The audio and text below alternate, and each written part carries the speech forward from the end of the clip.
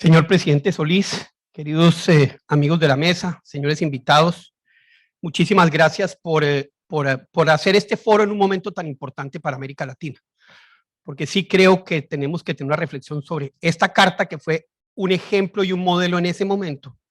¿Qué tanto funcionó? ¿Por qué no ha funcionado? ¿Qué se puede hacer? ¿Y para dónde vamos?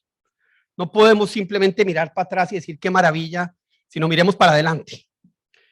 Y al mirar para adelante tenemos que ver que la carta, que de verdad en ese momento, en el 2001, cuando se creó, era un momento mágico de América Latina, las democracias de América Latina, desafortunadamente hoy tenemos un continente donde la democracia y la libertad va en reversa. De una Cuba hoy tenemos tres: Venezuela, Nicaragua y Cuba. Tenemos el problema de Bolivia, que va hacia allá. Tenemos el problema, y es distinto, diría yo, de Perú, porque fueron electos democráticamente. Esperemos a ver si pasa lo que pasó en Venezuela, donde cooptaron todos los poderes y pasó y se utilizó la democracia y los mecanismos democráticos para crear una dictadura de izquierdas, que es el nuevo modelo que se ha impuesto en la región. En Argentina lo lograron de cierta manera, sobre todo cooptando el aparato judicial, que es uno de los más graves problemas que puede tener una democracia, y ahí es donde se comienza a desmembrar el equilibrio de poderes que facilita que una democracia real con libertades exista. Hoy, viendo un poco Estados Unidos y esa crisis que hay inclusive con su Corte Suprema, uno empieza a decir, wow, ¿será que el tema de la separación de poderes es fundamental para la preservación de la democracia? ¿Es algo que podremos salvar?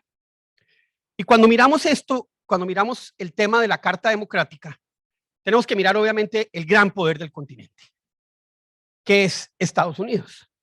Y desafortunadamente en los últimos 20 años Estados Unidos ha tenido solo dos políticas frente a América Latina, una muy buena y una muy mala. La muy buena fue el Plan Colombia, salvó a Colombia. Colombia, que iba a ser un estado fallido, obviamente Colombia puso el 90% de los recursos, hizo todo, pero se encontró una política por primera vez de largo plazo, bipartidista, que se adaptaba a las condiciones, y Colombia pasó de ser un estado fallido a ser un estado modelo, un estado que era visto como el gran ejemplo democrático y de seguridad en el continente.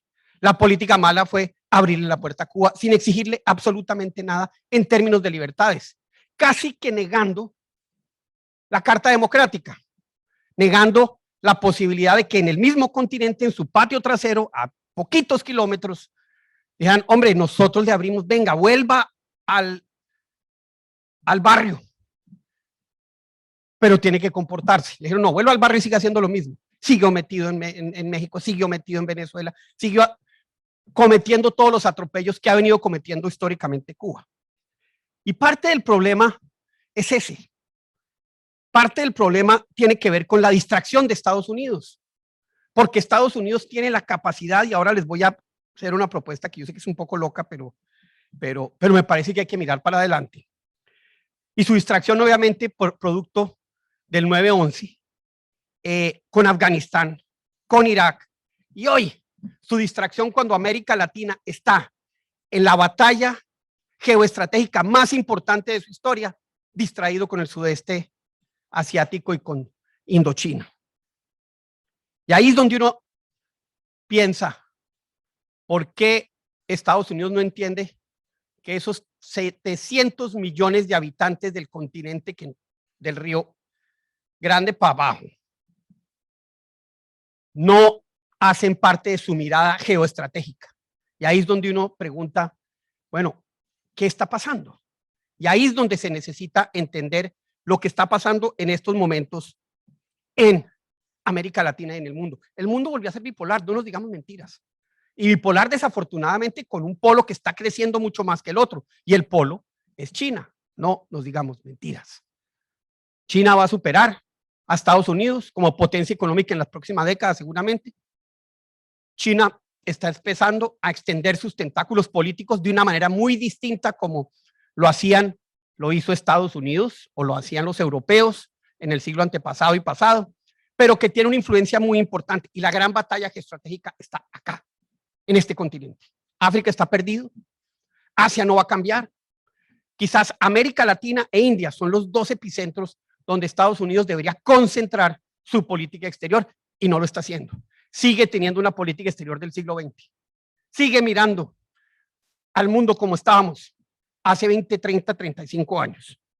Por eso es tan importante este debate hoy, porque lo que sí tenemos que hacer es repensar dentro de este nuevo modelo geoestratégico cómo deben ser las relaciones de Estados Unidos con el continente y del continente con Estados Unidos, porque tiene que ser en ambas vías. ¿Cómo defendemos las democracias? ¿Cómo defendemos las libertades? ¿Cómo defendemos el modelo económico? Que hoy entra en contradicción con el nuevo modelo económico del otro gran gigante económico del mundo. Por eso aquí viene mi propuesta y espero que no me regañen. No nos digamos mentiras, la OEA está en crisis. Lo que está pasando hoy en el CELAC, con la promoción de López Obrador del CELAC, habla ya de una fractura que es chiquita, pero que puede ser mucho más grande. Y necesitamos reinventarnos un mecanismo de eso, pero a partir de un realismo político y económico y no esta cosa un poco jurídica velada, que un gran documento que celebraremos dentro de 20 años y puede que no haya pasado absolutamente nada. Debe ser una responsabilidad de los países defender las libertades y debe ser una responsabilidad de un instrumento como la OEA de defender los preceptos fundamentales de la democracia, la libertad, la separación de poderes, el modelo económico. Si hoy tenemos un tribunal en la OEA que defiende los derechos humanos, ¿por qué no tenemos un tribunal que defienda las democracias?